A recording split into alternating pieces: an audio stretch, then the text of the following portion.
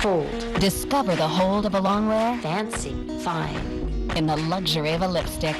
New Infallible Le Rouge from L'Oreal. Wear it. Exclusive Power Hold pigments plus luxurious vitamin E create sumptuous 10-hour color that grabs hold and doesn't let go. Grab it. Flaunt it. New 10-hour Infallible Le Rouge. Do you feel it? Only from L'Oreal Paris. Because we're worth it. Well, Kat, I don't know that if you know this, but in ancient Greece, Helen of Troy, the face that launched 1,000 ships, was indeed a paragon of beauty, exuding a physical brilliance that would put even Cindy Crawford to shame. Now, indeed, she was the toast of Athens, celebrated not for her kindness or her intellect, but for her physical perfection. Why did Greek men find Helen and other beautiful women so intoxicating? Well, this question has confounded philosophers throughout the centuries, and even today, research and immense analysis has gone into the issue of beauty. Why is it so important for us to look and feel beautiful? So today we're discussing the psychology of makeup and lips, and to tell us more about that, we have Dr. Bruce Bradfield. Good morning, Bruce. How are you? Good morning. Fine. Thank you very Welcome much. to Espresso. It's so good to have you here. This is a very, very interesting topic. What is the psychology behind makeup and lips? I think it is a very interesting topic, and actually it's not one that has been given much attention to. Most of the research, at least that you find online, is around that it's just purely around sexual attractiveness, and that women use makeup to make themselves, to amplify their sexual attractiveness. And I think that's a very one-sided way of looking at it. That it's about enhancing beauty is a very important acknowledgement, and that a woman who is naturally beautiful may use makeup to enhance her beauty even further. Yeah. But on the other hand, there's a sense of that it's about concealment. It's about the fact that to the extent that we have blemishes or that we feel our faces to be imperfect, that makeup can be used to accommodate for that anxiety that we feel when we go out into the world. So it's to overcome perhaps that sense of I'm not quite enough, or I'm imperfect as I am, and so I need more to amplify myself. Yeah, but that's a very interesting thing that you're mentioning. Does that mean that a woman who wears no makeup doesn't have those kind of insecurities?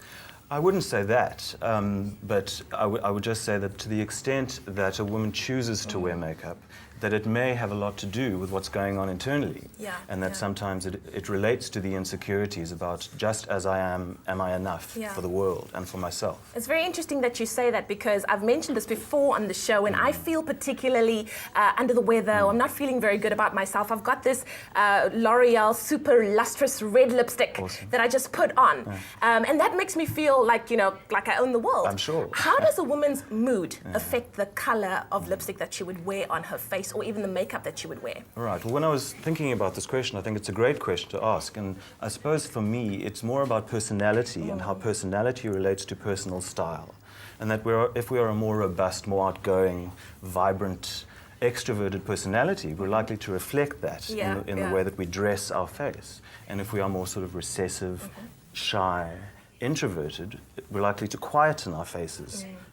So that's the one level, but at the other level, it's about, I think that when we are depressed, we're less motivated to take care of ourselves, less motivated to nurture ourselves, and lipstick and makeup is a version of self-love that tends to fall away when we feel very depressed and when it's just so difficult to do the things that we do on a daily basis. It's so interesting that you mentioned this, because many years ago I had a boss, phenomenal, strong, kind of professional and driven woman, that said it didn't matter her qualifications or her, how far she had gone in her career. Whenever she walked into a meeting where there were mostly men, there were three things that she had to focus on. It was what she wore, how she smelled, and her face.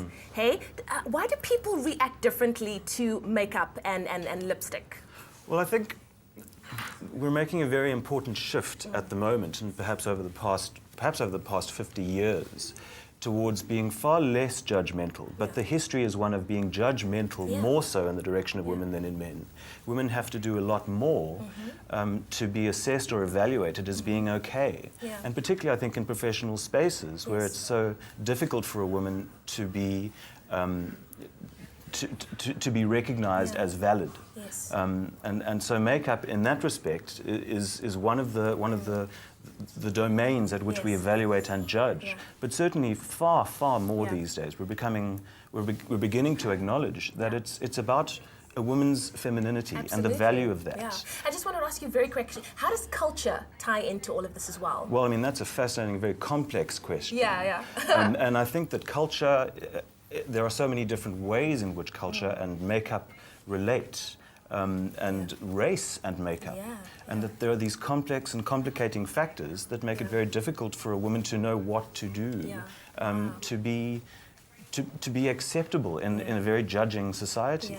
Yeah. Wow, it is so layered. It's incredible. It's not just about opening up a magazine and saying, I want to look like that. It's really something that goes much deeper than that, wouldn't you say, Bruce? Absolutely. I wish we had more time to talk about this. Absolutely fascinating. We hope to have you on the show again. Thank but I you. think it's time for us to go over to the kitchen and see what they're preparing for us over there, shall we? Stay with Expresso and SABC3.